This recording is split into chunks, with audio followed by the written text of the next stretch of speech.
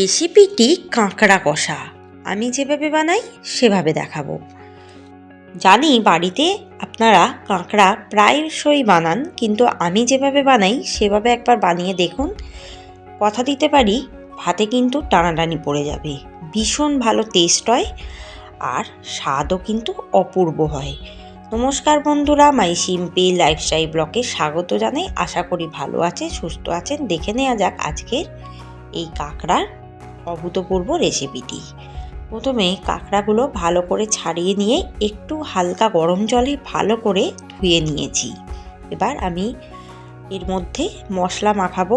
হচ্ছে 2 টেবিল চামচ লঙ্কার গুঁড়ো, 1 টেবিল চামচ হলুদ গুঁড়ো আর 1 টেবিল চামচ নুন দিয়ে ভালো মতো ম্যারিনেট করে প্রায় 15 মিনিট রুম টেম্পারেচারে রেখে দেবো। এরপর কড়াই দিয়ে দেবো হাফ কাপ সর্ষের তেল। তেলটা ভালো মতো গরম হয়ে গেলে কাঁকড়াগুলো ছেড়ে দেবো তেলের মধ্যে। ভালোভাবে কাঁকড়াগুলোকে ভেজে নিতে হবে। প্রথমে আঁচটাকে মিডিয়ামে রাখবো ভাজার সময়।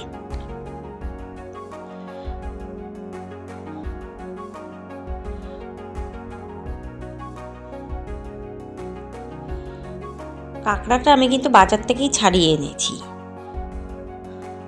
এবার খুব ভালো মতো এটাকে ভেজে নেব কাঁকড়াটা। এবারে আমি কিছু মশলা বেটে নেব। সেটা হচ্ছে একটা বড় মিক্সার জার নিয়ে নিয়েছি, তার মধ্যে দিয়ে দেবো দুটো পেঁয়াজ বড় সাইজের, 3টে টমেটো, পরিমাণ মতো আদা আর 2টো গোটা রসুন।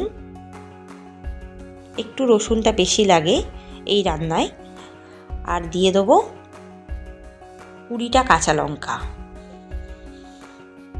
জল ছাড়াই পেঁয়াজের বা টমেটোর রসে বাটা হয়ে যাবে। দেখুন এভাবে ঘন ঘন বাটা হয়ে গেছে।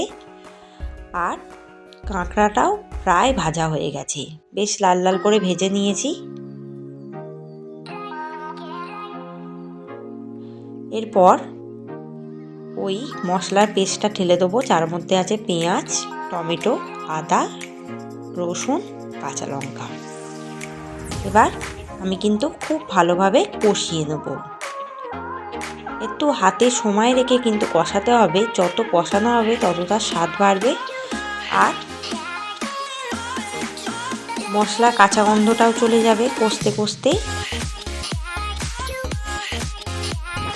এরপর দিয়ে দেবো হাফ কাপ সর্ষের তেল ওপর থেকে কষানোর সময়, আর পরিমাণ মতো নুন দিয়ে আবারও খুব ভালোভাবে কষিয়ে নেব। আঁচটাকে মিডিয়ামে রাখবো কষানোর সময়, কোনো রকম জল ব্যবহার করব না। খুব ভালোভাবে মশলাটা কষিয়ে নিতে হবে কাঁকড়ার সাথে সাথে। এরপর দিয়ে দেবো 3টে ছিঁড়ে রেখেছিলাম কাঁচা লঙ্কা, সেটাই কষানোর সময় দিয়ে দেবো। খুব ভালোভাবে কষাবো। আমি প্রায় 30 মিনিট ধরে কষাবো।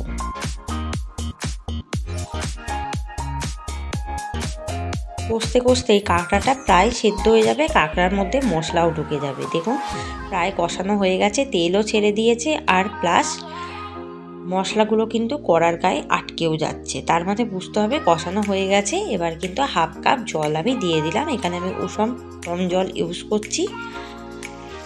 ওই মশলা ধোয়া বাটির হাফ কাপ উষম গরম জল দিয়ে দিলাম।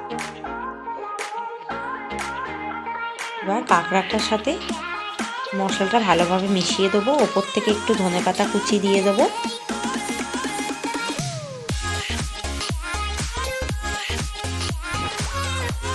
এবার কাঁকড়াটা সেদ্ধ হওয়ার অপেক্ষায় থাকবো। অলরেডি ফুটতে আরম্ভ করে দিয়েছে গ্রেভিটা কিন্তু একদম মাখা মাখা হবে, গা মাখা হবে, খুব ঝোল থাকবে না।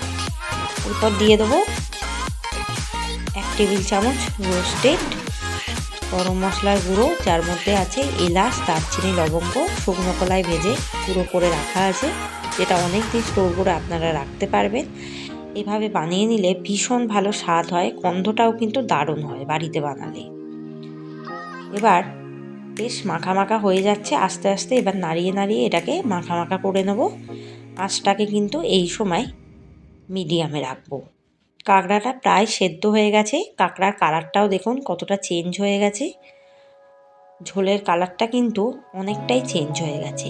এবার নিজেদের স্বাদ অনুসারে নুনটা অবশ্যই চেক করে নেবেন। দেখুন কাঁকড়াটা কিন্তু আমি একটু খুন্তির সাহায্যে ভেঙে দেখলাম, হ্যাঁ সিদ্ধ হয়েই গেছে।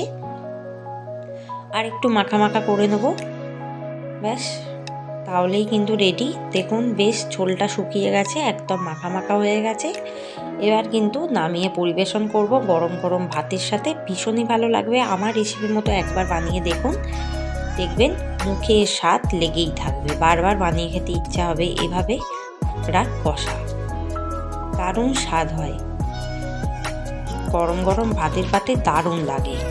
যদি রেসিপিটি ভালো লাগে কমেন্টে জানাবেন, চ্যানেলটিকে সাবস্ক্রাইব করে এগিয়ে নিয়ে যাবেন, সমস্ত রেসিপি দেখতে থাকবেন। আরও অনেক নতুন নতুন রেসিপি আপনাদের জন্য অপেক্ষা করে আছে, তাই আমার চ্যানেলে চোখ রাখুন, নলে কিন্তু অনেক কিছু মিস করে যাবেন, এইটুকু বলতে পারি।